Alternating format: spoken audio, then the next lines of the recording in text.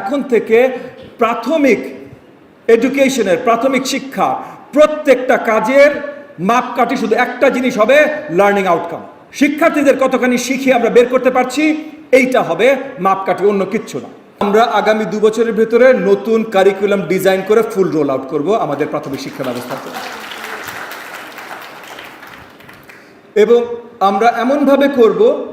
যেন আগামী 1 বছরের ভেতরে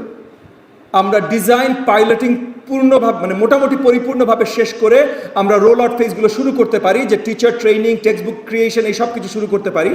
যেন by the end of 2 years 2028-এ আমাদের প্রাথমিক শিক্ষার্থীরা নতুন কারিকুলাম পাবে। 2027-28-এর ভেতরে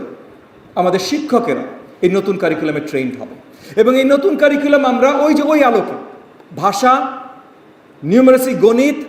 সিভিক এডুকেশন, এবং একই সাথে ওই সিভিক এডুকেশনের সাথে কানেক্টেড বাট সেপারেট